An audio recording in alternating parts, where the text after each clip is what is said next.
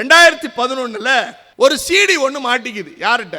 ஒரு சிடி ஒண்ணு மாட்டிக்குது ஜெயலலிதாட்ட. தம்பி, இதெல்லாம் நான் பிரசன்னா சும்மா பேச மாட்டேன். எதுக்கு இவ்வளவு புக் எடுத்துட்டு வரேன், எதுக்கு இவ்வளவு ஆதாரத்தோட வரேன்? 2011 ஒரு சிடி ஜெயலலிதாட்ட மாட்டிருச்சு. ஒரு போன் போகுது, நீலாங்கரைக்கு ஒரு போன். பனையூர் பண்ணையார் இருக்காரா?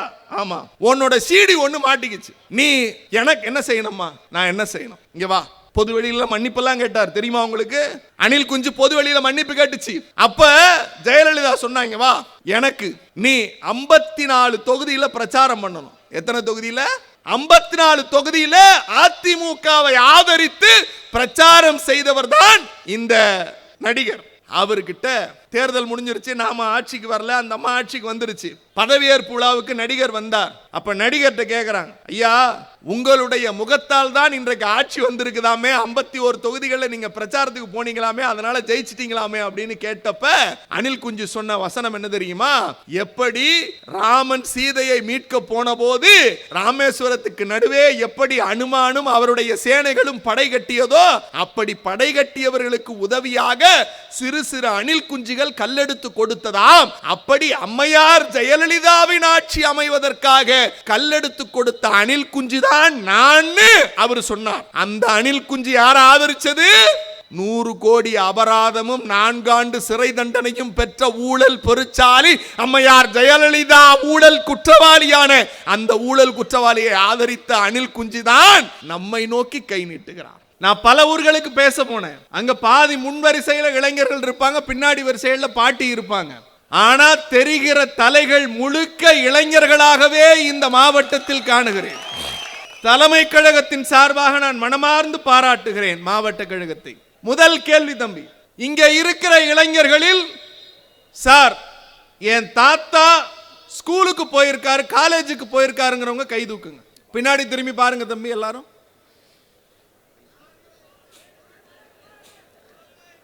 யாரு போகல? ரெண்டாவது கேள்வி, சார் எங்க அப்பா ஸ்கூலுக்கு காலேஜுக்கு போயிருக்காருங்கிறவங்க கை தூக்குங்க.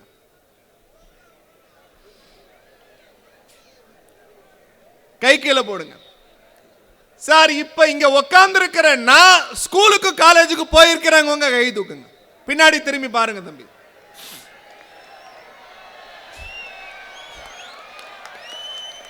கை கீழே போடுங்க. தம்பி, உங்கள்கிட்ட 3 கேள்வி கேட்டேன். உங்க தாத்தா ஸ்கூல் காலேஜுக்கு போனாரான்னு. அப்ப பதில் 2 பேர் இந்த 10,000 பேர்ல கை தூக்குனாங்க. 2 பேர், ஜஸ்ட் 2 கவுண்ட்.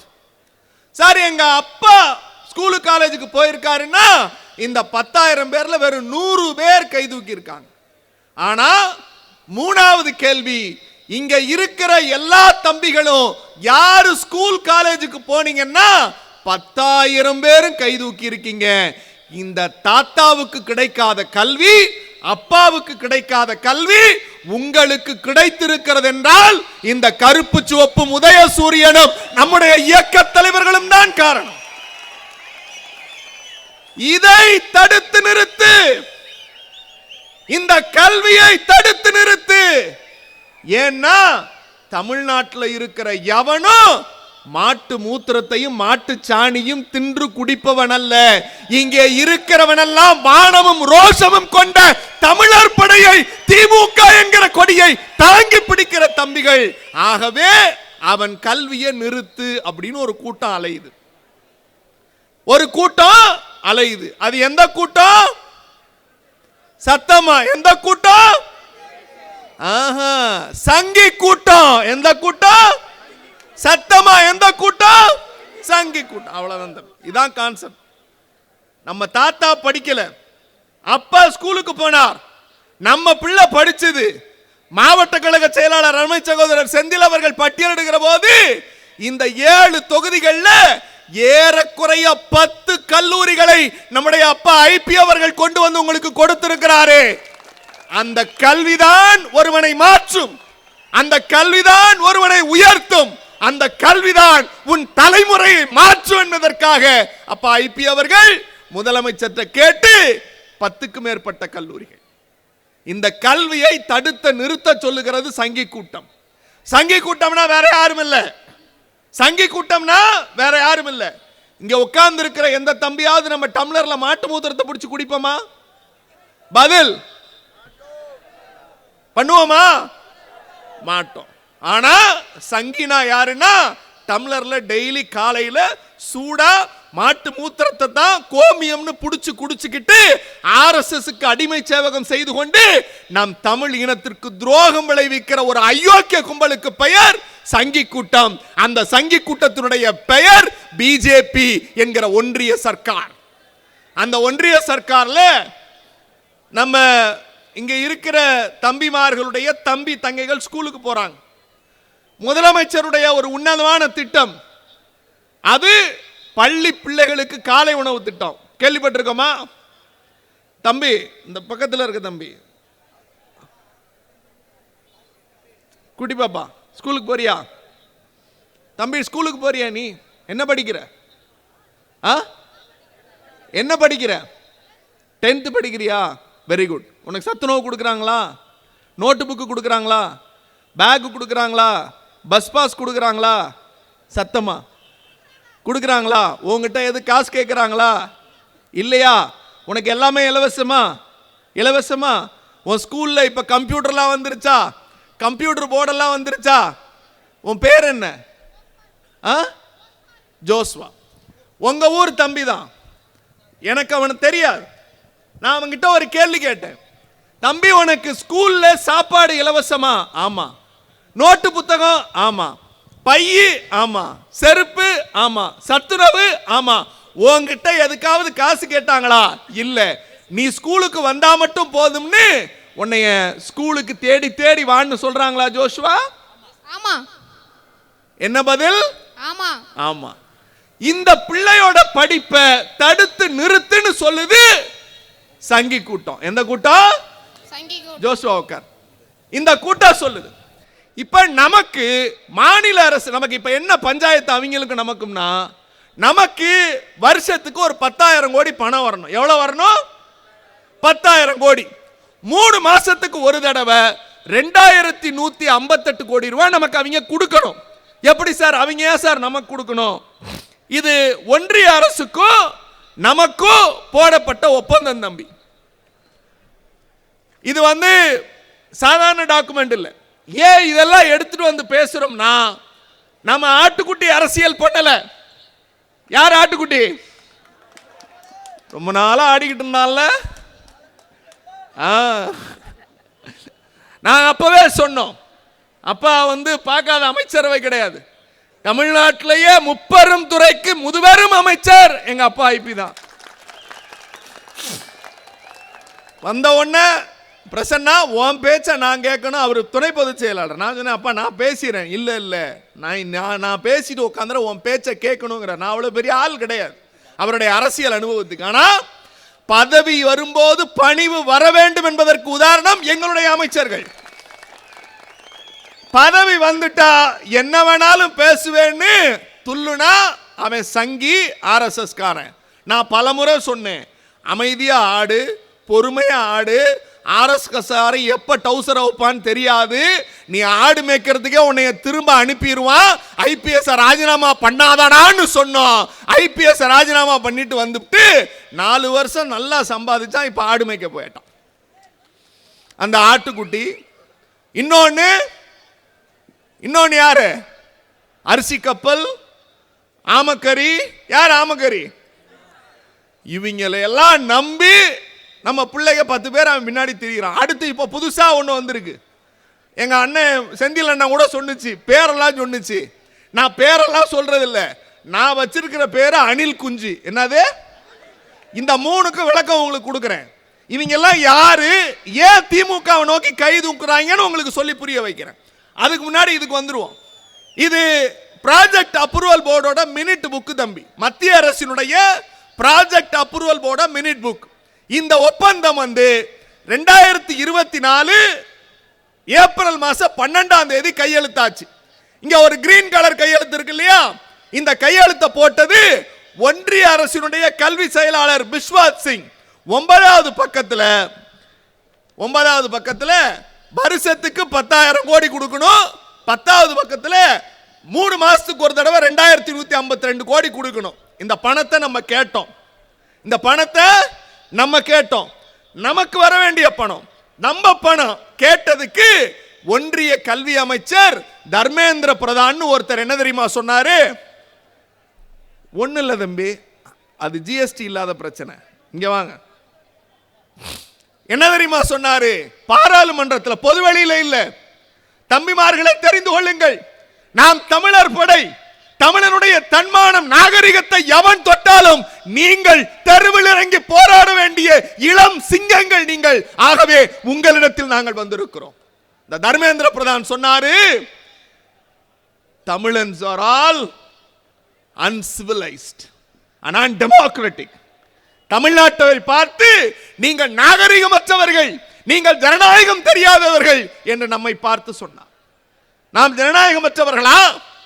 நாம் நாகரிகமற்றவர்களா? தமிழன் யார் தெரியுமா? கல் தோன்றி மண் தோன்றா காலத்தே வாளோடு முன் தோன்றிய மூத்த குடி இங்கே உட்கார்ந்திருக்கிற தமிழ் குடியின் சிங்கங்கள், என் தங்க தம்பிகள்.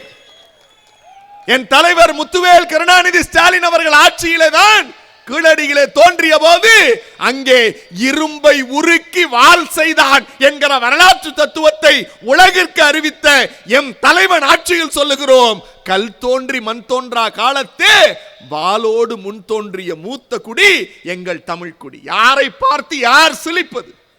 அவருடைய நாகரிகம் என்ன சார்? சங்கிகள்னா என்ன தெரியுமா? நீங்க பாராளுமன்றமா இருந்தாலும் நீங்க பார்லிமெண்ட்டுக்கு போய் பாருங்க.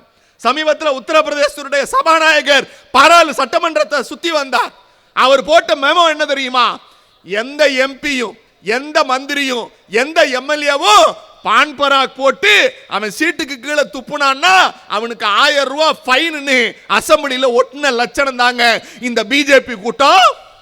தர்மேந்திர பிரதான் வாயில் போடுகிற பாக்கை தன் நாற்காலிக்கு கீழே துப்பி அது சரியாக துப்பி இருக்கிறதா என்று பார்க்கிற மாட்டுச்சாணியை மூளைக்கு பதிலாக வைத்திருக்கிற இந்த சங்கி கூட்டம் என் தம்பிமார்களை பார்த்து, தமிழர்களை பார்த்து, தமிழச்சுகளை பார்த்து நீ நாகரிகமற்றவன் என்று சொல்லுகிற அந்த நாக்கை நீங்கள் என்ன செய்ய வேண்டும் என்பதை நீங்கள் முடிவு செய்யுங்க. தம்பி, நான் ஒரே ஒரு கேள்வி கேட்டேன். என்னை டிவியில யாரெல்லாம் பார்த்திருக்கீங்க? கை தூக்குங்க. நன்றி. டிவியில 3 பேர் விவாதத்துக்கு வந்தான். ஒருத்தன் நாராயண திருப்பதி, தெரியுமா உங்களுக்கு? அவர்கிட்ட ஒரு கேள்வி கேட்டேன். சரியா, இப்ப பணம் வேணும், எங்களுக்கு என்ன பண்ணணும்? பணம் வேணும்னா நீ இந்தி படி. என்ன படிக்கணும்? நீ இந்தி படி.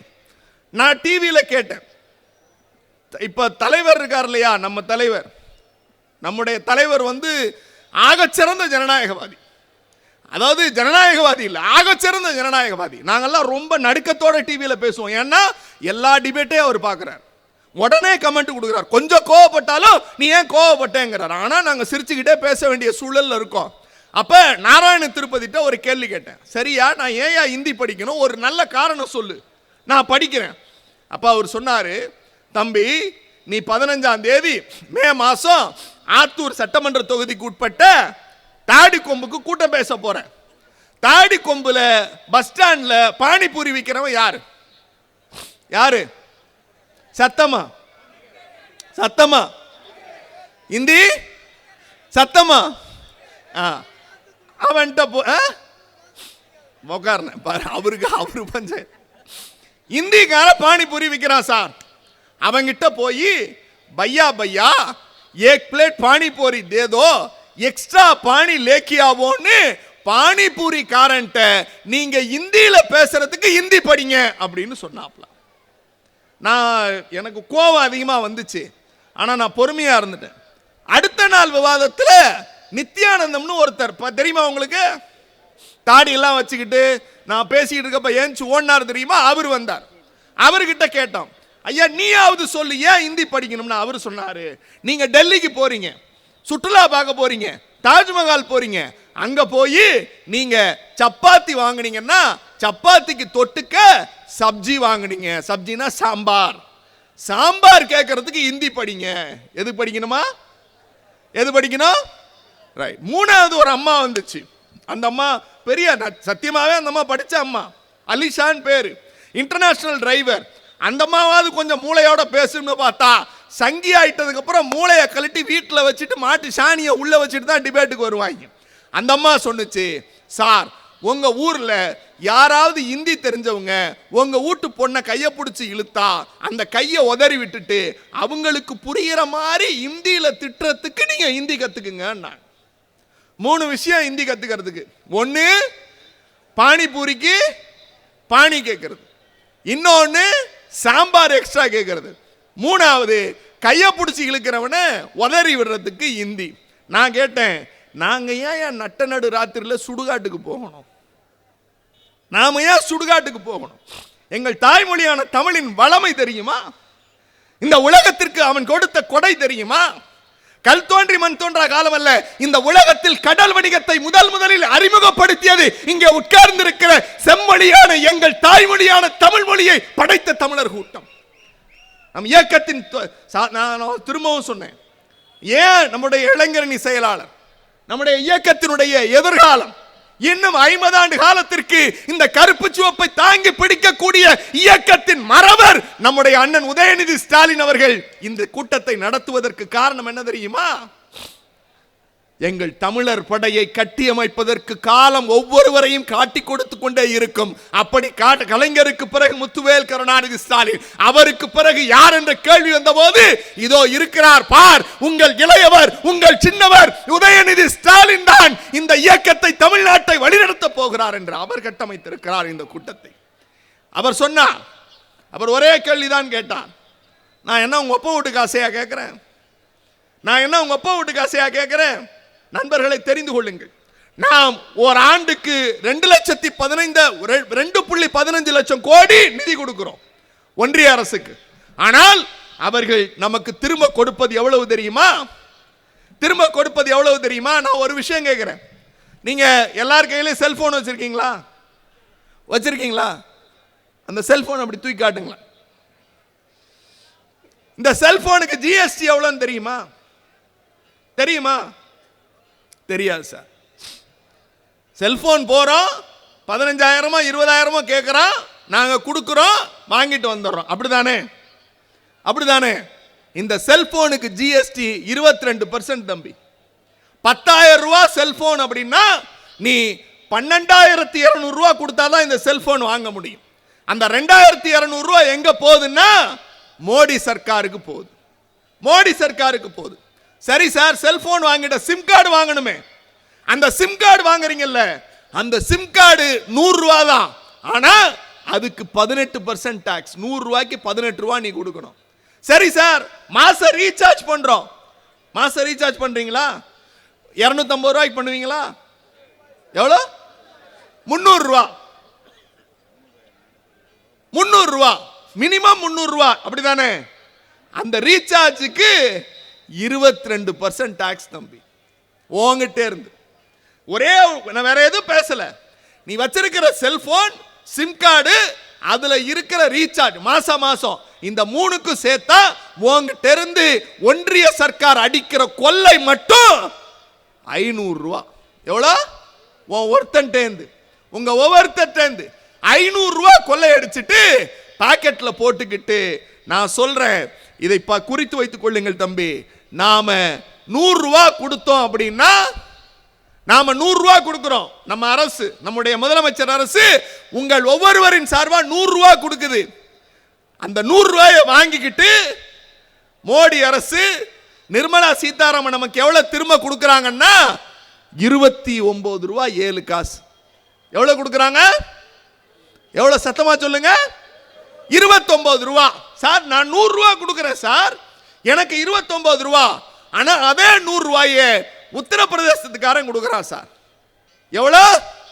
உத்தரப்பிரதேசத்துக்காரன் கொடுத்தா அவனுக்கு மோடி அரசு கொடுக்கிறது 333 ரூபா சார். எவ்வளவு? எவ்வளவு? இது நீதியா? இது நீதியா அநீதியா? சத்தமா, இது நீதியா அநீதியா? அநீதி. இந்த அநீதியை தான் நாம கேட்கிறோம். என் பிள்ளைங்க படிக்கிறதுக்கு நிதி கொடுன்னா நீ இந்தி படிங்கிற, படிக்க முடியாதுன்னா நான் கொடுக்க முடியாதுங்கிற.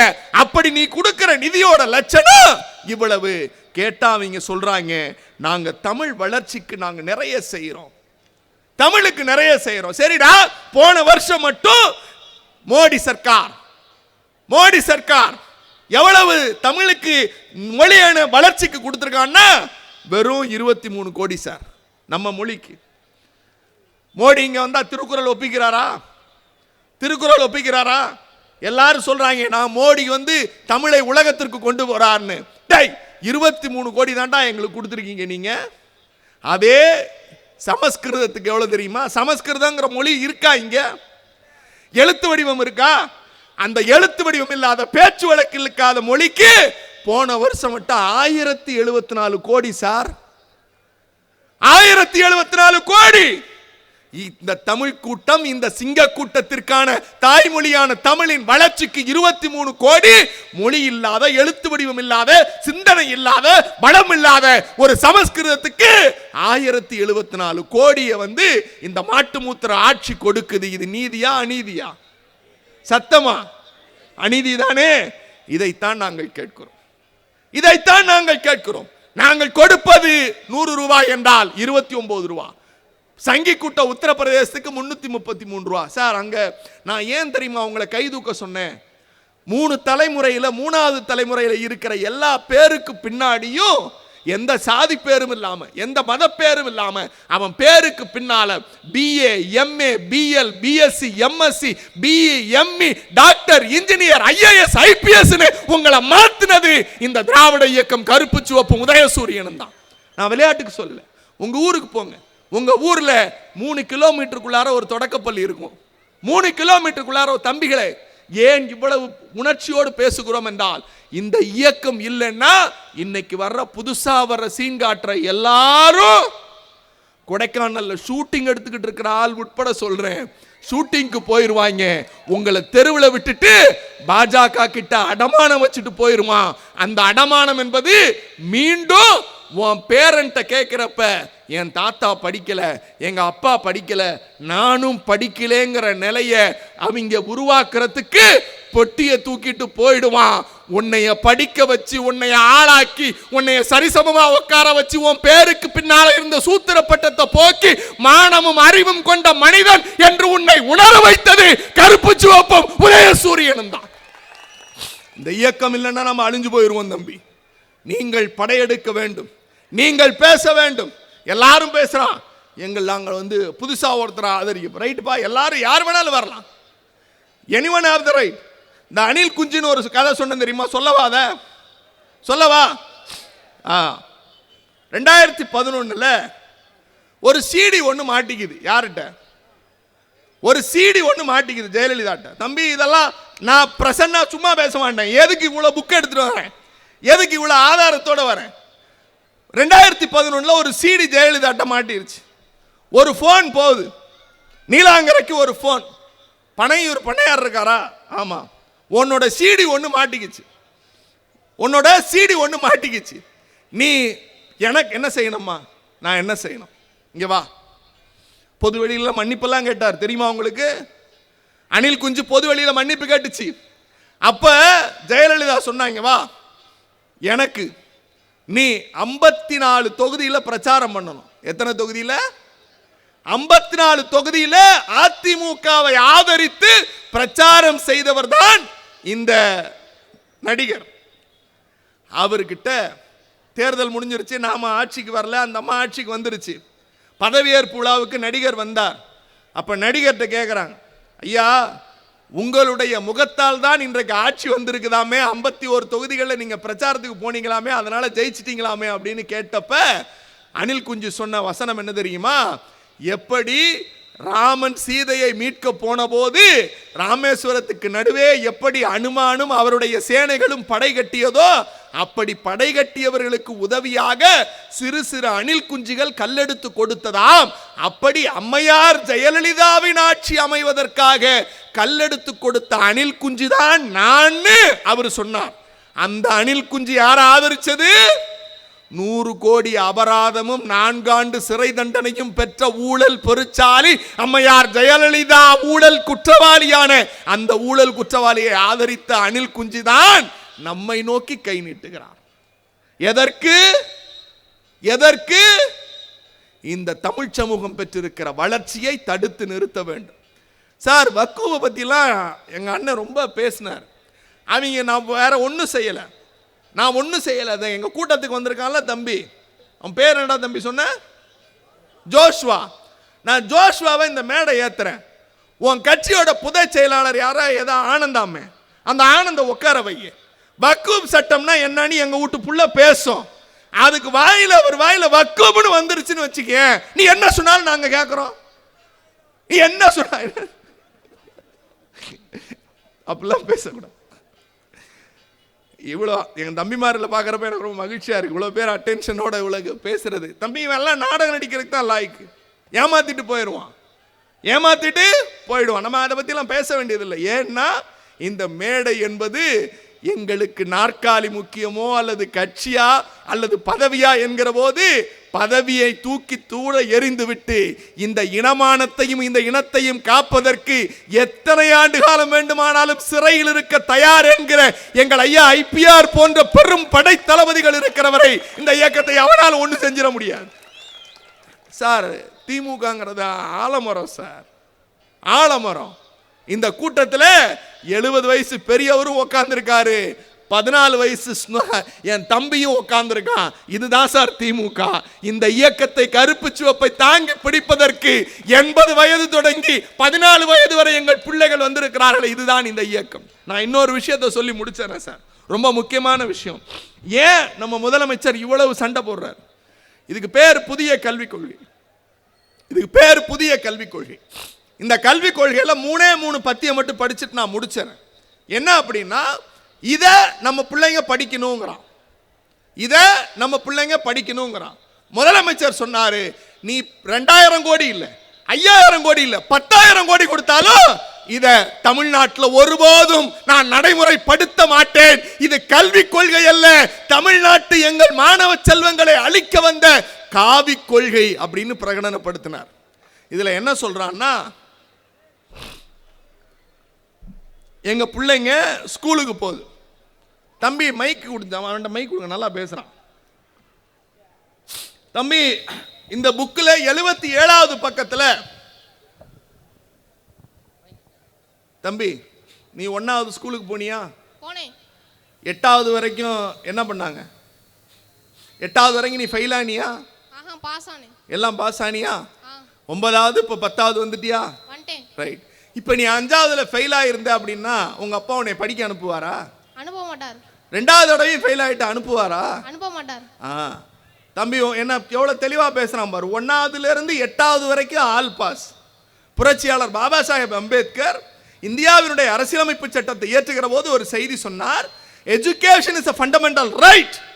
அதுக்கப்புறம் தான் ரிலீஜியஸ், ப்ராப்பர்ட்டி, வெல்த் எல்லாம். ஃபர்ஸ்ட் அவர் சொன்னது education is a fundamental right. அடிப்படை உரிமையில் கல்வி. இந்தியாவில் கல்வி உரிமைன்னு சொன்னார் சார் அம்பேத்கர். அதை எவனும் செயல்படுத்த வரல சார். ஆனா நம்முடைய இன்றைக்கு நம்ம எல்லாம் ஆசீர்வதித்துக் கொண்டிருக்கிற முத்தமிழறிஞர் டாக்டர் கலைஞர் என்கிற என்னுடைய கடவுள் இருக்கிறாரே, அவர் தான் சார் சட்டம் கொண்டு வந்தார். இந்தியாவில் இருக்கிற மாநிலத்திலேயே அடிப்படை கல்வி உரிமை. அந்த உரிமை என்பதை கட்டாய கல்வி, ஃப்ரீ எஜுகேஷன் இஸ் மேண்டேட்டரின்னு இந்தியாவிலேயே முதலில் சட்டம் கொண்டு வந்து உன் புள்ள 1வது உள்ள போனா 8வது வரைக்கும் ஆல் பாஸ். 8வது படிச்சுட்டான்னா அவன் கையெழுத்து போட ஆரம்பிச்சிருவான், கல்வியின் மீது நாட்டம் வந்துடும். அவன் 9வது போவான், 10வது பப்ளிக் எக்ஸாம். 10வது படிச்சுட்டா நம்ம கவர்மெண்ட்ல ஒரு வேலைக்கு போயிடலாம்டான்னு ஒரு வரும். அதுக்கப்புறம் தங்கம் 10வது படிச்சுட்டடா, 10, 11, 12 தான்டா, முடிச்சிரு. வர்றா கலைஞர் தாத்தா நம்ம ஊர்லயே ஒரு காலேஜ் தொடங்கியிருக்காரா, நம்ம குடும்பத்துல எவனும் காலேஜுக்கு போறடா, நீ காலேஜுக்கு போ தங்கம். நம்ம பேருக்கு பின்னால இருந்த சூத்திர பட்டம் போய் உன் பேருக்கு பின்னால பிஏன்னு ஒரு பட்டத்தை போட்டு என் வீட்டு வாசல்ல மாட்டணுடா தங்கம் அப்படின்னு அப்பா அம்மா கேட்கிற அந்த குரலை உருவாக்கியது நம்முடைய ஆட்சி. அவன் என்ன சொல்றான்? 3வதுக்கு பப்ளிக் எக்ஸாம், 3வதுக்கு பப்ளிக் எக்ஸாம். இப்ப நம்ம ஊர்ல 10th 12th தான் பப்ளிக் எக்ஸாம், அப்படிதானே தம்பி? 3வதுக்கு பப்ளிக் எக்ஸாம். 3வது படிக்கிற பையனுக்கு எந்த நேரத்தில் கக்கா வரும் சுச்சா வரும்னே தெரியாது. அவனை போய் பப்ளிக் எக்ஸாம் எழுதுவானா? தம்பிங்க பதில் சொல்லுங்க. 3வது படிக்கிற பிள்ளைக்கு பப்ளிக் எக்ஸாம் வைக்கலாமா வேணாமா? சத்தமா வைக்கலாமா? வேணாம். அப்படி தம்பி சொன்னால அதுக்கு தான் பதில் கேட்டேன். 5வது நீ ஃபெயில் ஆயிட்ட, அப்பா படிக்க அனுப்புவாரா? அனுப்ப மாட்டார் சார். 6வது அனுப்ப மாட்டார் சார். இப்போ 3வது ஒரு பையன் ஃபெயில் ஆயிட்டான்னா 2 முறை தேர்வு எழுதலாம் சார். நான் சொல்லலை சார், அவன் சொல்றான் சார். 2 முறை தேர்வு எழுதலாம் சார். அப்படி அந்த பொது தேர்வில் அவன் தோத்து போயிட்டான்னா அவன் என்ன தெரியுமா செய்யணும்? 3வது படிக்கிற பையனுக்கு, 3வது படிக்கிற பையன் மண் வேலை, மண் வேலை, தோட்ட வேலை, தச்சு வேலை, மின் வேலை, இந்த வேலையெல்லாம் 3வது படிக்கிற பையன் ஃபெயில் ஆயிட்டான்னா அவனுக்கு சொல்லிக் கொடுப்போன்னு புதிய கல்விக் கொள்கை சொல்லுது சார். 3வது படிக்கிற பையனுக்கு தச்சு வேலை சொல்லிக் கொடுக்கலாமா? கொடுக்கலாமா? இல்ல. 8வது வரைக்கும் ஆல் பாஸ்ன்னு சொன்ன திராவிட மாடல் தேவையா? இல்ல 3வதுலயே நீ வீட்டுக்கு போடா. 8வது ஃபெயில் ஆயிட்டா என்ன தெரியுமா சொல்றான்? உன் அப்பா செருப்பு தைச்சா நீ செருப்பு தை, உன் அப்பா பறையடிச்சா நீ பறையடி, உன் அப்பா மல்லிகை கடை வச்சிருந்தா மல்லிகை கடைக்கு போ, உன் அப்பா ரோடு வேலை போட்டா நீ ரோடு வேலை போ, உன் அப்பா தோட்ட வேலைக்கு போடா நீ தோட்ட வேலைக்கு போன்னு குலக்கல்வியை கொண்டு வரான் சார். இதை ஏத்துக்கலாமா? ஏத்துக்கலாமா? இந்த கல்வி முறை தேவையா நமக்கு? இதுதான் சார். இதைத்தான் பாஜக கொண்டு வருகிறது. இதை எடுக்கவே முடியாது இந்த கல்விக் கொள்கைன்னு நாம சண்டை போட்டுக்கிட்டு இருக்கோம். நான் இந்த இயக்கத்தில் இருப்பதற்கு பெருமைப்படுகிறேன். கலைஞர் என்னை வளர்த்தெடுத்தார். என் பேருக்கு பின்னால் இருந்த எல்லாவற்றையும் நீக்கிவிட்டு தமிழன் பிரசன்னா BL கோல்டு மெடல்னு என்னை உருவாக்கியது இந்த இயக்கமும் உதயசூரியனும் கருப்பு சிவப்பும் தான். நான் உயிருள்ளவரை இந்த இயக்கத்திற்காக உழைத்து சாவேன். ஏனென்றால் நான் நன்றி கடன் பட்டவன். இந்த இயக்கம் இல்லை என்றால் பிரசன்னா சாதாரண தெருவில் டீ விட்டு கொண்டிருப்பவனாக இருப்பேன். ஆனால் என்னை வழக்கறிஞராக உயர்த்தி இன்றைக்கு அழகு பார்த்தது இந்த இயக்கம். அந்த இயக்கத்தின் சார்பாக உங்களிடத்தில் கேட்கிறேன், உங்கள் தாத்தா செய்ய முடியாத படிப்பை, உங்கள் அப்பா படிக்க முடியாத படிப்பை உங்களுக்கு கொடுத்தது கருப்பு சிவப்பு உதயசூரியன் தான். அந்த இயக்கத்திற்கு நன்றியுள்ளவர்களாக இருங்கள். வரப்போகிற தேர்தல் என்பது சங்கி கூட்டத்திற்கும் நமக்கும் இடையே நடக்க போகிற மிகப்பெரிய கொள்கை யுத்தம். சங்கி கூட்டத்தை ஆதரிக்க இந்த 11 தோல்வி பழனிசாமி நக்கி பிழைத்த கூட்டமெல்லாம் மீண்டும் அமித்ஷாவின் காலடியில் விழுந்து கிடக்கிறார்கள். நமக்கு துரோகம் விளைவித்தவர்கள், இந்த மண்ணை அடகு வைத்தவர்கள், இந்த மண்ணின் தமிழர்களின் முதுகெலும்பை உடைத்து வைத்தவர்கள். அதை மீட்டெடுக்க ஒரே ஒரு ஒற்றை தமிழன் முத்துவேல் கருணாநிதி ஸ்டாலின் என்கிற ஒற்றை தமிழன் குரல் கொடுத்தார். இந்தியாவிலேயே பொருளாதாரத்தில் முதலிடம், வேலை வாய்ப்பில் முதலிடம், தனிநபர் வருமானத்தில் முதலிடம், தொழில் முதலீட்டில் முதலிடம், தொழில் ஊக்குவிப்பில் முதலிடம், மருத்துவத்தில் முதலிடம், கல்வியில் முதலிடம், ஊரக வளர்ச்சித் துறையில் முதலிடம். எல்லாவற்றுக்கும் மேலாக மத்திய அரசு ஒத்துக்கொள்ளுகிறது, இந்தியாவிலேயே வறுமை ஒழிப்பில் மிகச்சிறந்த மாநிலம் எதுவென்றால் அது முத்துவேல் கருணாநிதி ஸ்டாலின் அவர்கள் ஆளுகிற தமிழ்நாடு. தம்பி, நடிகர்களோ கதை சொல்லிகளோ மாட்டு மூத்திரத்தை நம்புகிற சங்கி கூட்டங்கள் பின்னால் எவன் போனாலும் சொல்லுங்கள், இந்த கருப்பு சிவப்பு உதயசூரியனும் தான் நம் இனத்தை வாழ வைத்தது, நம் குடும்பத்தை வாழ வைத்தது, நம்மை வாழ வைத்தது என்று வருகிற தேர்தல் கொள்கை முறைக்கு பிரகடனமாக தெருவுக்கு தெரு போவீங்கள். எவனும் ஒரு திட்டமாவது அவர் குடும்பத்தில் சேராமல் இருக்காது. அந்த திட்டத்தை பேசுங்கள். தலைவர் சொன்னார் 200 தொகுதிகளுக்கு மேல் என்றார். நான் 200 அல்ல, எழுதி வைத்துக் கொள்ளுங்கள். எதிர்க்கட்சிகளே இல்லாத சட்டமன்றத்தையும் படைக்கிற சாதனையை கலைஞரின் பிள்ளை முத்துவேல் கருணாநிதி ஸ்டாலின் அவர்கள் படைப்பார் என்று சொல்லி வாய்ப்பளித்தமைக்கும் வாய்மொழி கேட்டமைக்கும் நன்றி பாராட்டி விடைபெறுகிறேன். நன்றி, வணக்கம்.